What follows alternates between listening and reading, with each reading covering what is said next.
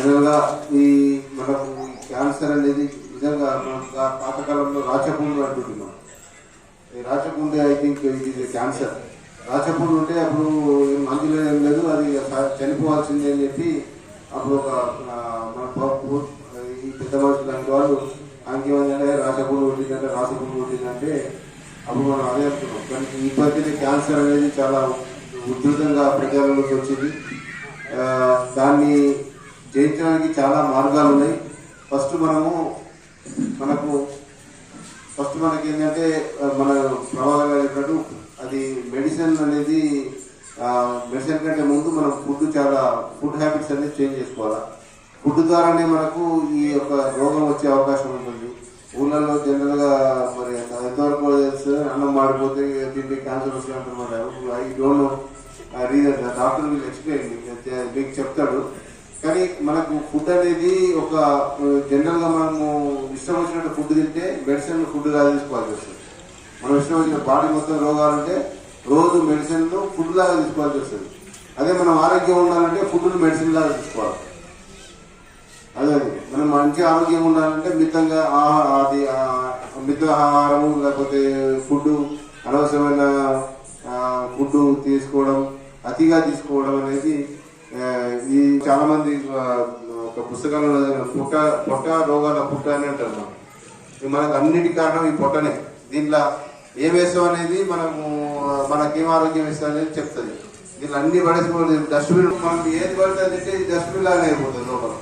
లోపల డస్ట్బిన్ లాగా ఉంటే మన సరిగ్గా జీర్ణశక్తి నశించిపోతుంది, లేకపోతే అజీర్తి కారణం అవుతుంది. అందుకనే మనం ఆరోగ్యంగా ఉంటే చాలా మంచిది. ఇప్పుడు చాలా మంది గత పూర్వకాలంలో మనం చూస్తున్నాం మచ్చర్ల గ్రామం లెక్క. ఈ మచ్చర్ల గ్రామం అనే కాదు, ఏ గ్రామంలో అని ప్రతి మిర్చికి మందులే, బెండకాయకు మందులే, దొండకాయకు మందులే, అన్నిటికీ మందులు వేసి పురుగుల మందు ఆ మందు ఈ మందు వేసి మనం పురుగులాగా కొట్టున్నాం. ఆ పురుగుల మనం ఆ మందు ఇంతకుముందు ఆ పెద్ద గట్టిగా ఉన్నాడు. చిన్నప్పటి పురుగుల మందు లేని ఆహారం, కల్తీ లేని ఆహారం పండించుకునే వాళ్ళం, కల్తీ లేని ఆహారం తినేవాళ్ళం. ఇంతకుముందు రాగులు, జొన్నలు, సజ్జలు తింటుంటే మేమంతా రాగులు, సజ్జలు, జొన్నలు తింటుంటాం ఫుడ్ లేక. అది ఎప్పుడైనా పండుగ దసరాలు, దీపావళి వచ్చేస్తే తెల్లనం అనుకునేటోళ్ళం. అవునమ్మా?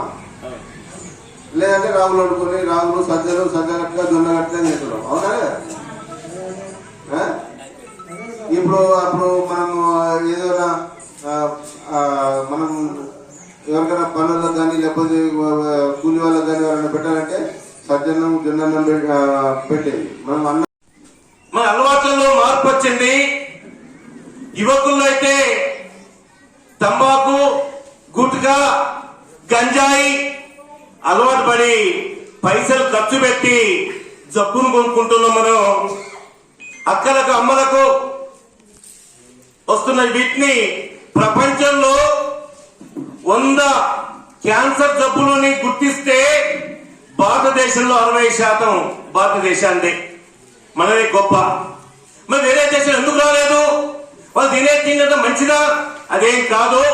ఆ దేశంలో ఉన్న ప్రభుత్వాలు హెల్త్ ఇన్సూరెన్స్ ముఖ్యంగా ఈ క్యాన్సర్ ఏదైనా జబ్బుతో నువ్వు దవాఖానా పోతే రొమ్ము క్యాన్సర్ అట్లాగే గర్భసంచి క్యాన్సర్ పరీక్షల్ని విధిగా చేస్తున్నారు ఆ ప్రభుత్వాలు. ఇక్కడ చేయట్లేదు కాబట్టి మనం గుర్తించట్లేదు. అందుకని అదొక ప్రమాదాన్ని ఆ దేశాలు గెలుస్తున్నాయి, మన దగ్గర మనం గెలవలేకపోతున్నాం.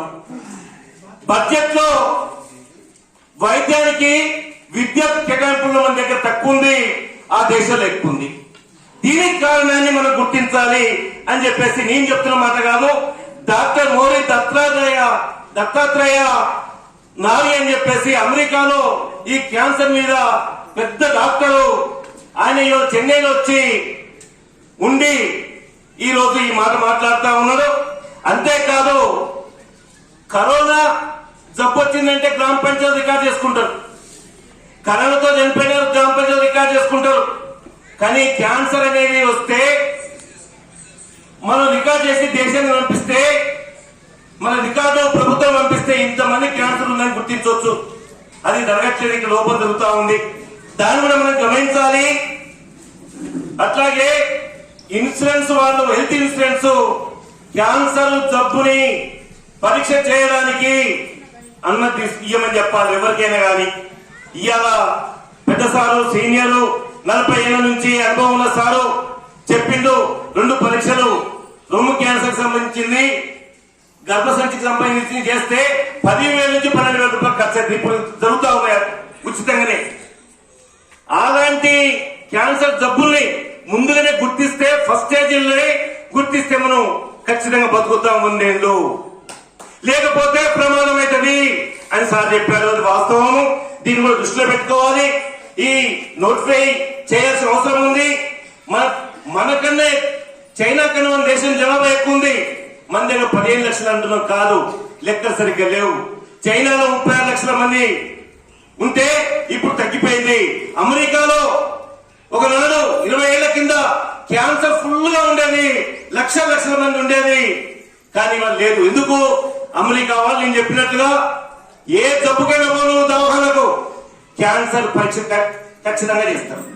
మన దగ్గర చేస్తున్నారా? చేయట్లేదు. పైసలు పెట్టుకోవాలంటే మన పరిస్థితి బాగలేదు, పైసలు పెట్టుకోలేము. అందుకనే గ్రేస్ క్యాన్సర్ ఫౌండేషన్ హైదరాబాద్ వారికి మచ్చర్ల గ్రామస్తుల తరఫున మన ఏసీపీ సార్ తరఫున మన అందరి తరఫున అభినందన తెలియజేస్తాం. ఒక్కసారి సపోర్ట్ ద్వారా వారికి అభినందన తెలియజేద్దాం.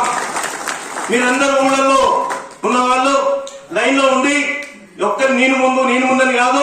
ఎందుకంటే ఎవరి కష్టం వచ్చినా తన సొంతంగా చేసుకుంటుంది. మా కష్టాల్ని ఊరి కష్టాల్ని మేము తీర్చడానికి ప్రయత్నం చేస్తామని చెప్పేసి ప్రయత్నం చేస్తామండి అనే పేరుతో అనే కార్యక్రమాన్ని చేపట్టిన ప్రజా సంఘాలకు పీడీసీ సహకారం చేస్తూ 2 నిమిషాలు ఎందుకంటే సార్ వెళ్ళిపోతాడు చేసుకుందాం, మనం ఇది చేసుకుందాం. మనం తినే తిండి దండం పెట్టి చెప్తున్నా, బీడీలు సిగరెట్లు చుట్టాలు గంజాయి ఇవేవి తీసుకోవద్దు. అలవాటు ఉంటే మెల్లమెల్లగా మనం దాన్ని జయిద్దాం. మన కొడుకులకు కూడా చెప్పండి, 10th క్లాస్ వాళ్ళకు కూడా గంజాయి అలవాటు చేస్తున్న పరిస్థితి. అందుకని మీ కుటుంబ సభ్యులకు కూడా అవగాహన కల్పించడం కోరుతూ ఎందుకంటే సార్ తొందరగా వెళ్ళిపోవాలి. మా చీఫ్ గెస్ట్ అందుకని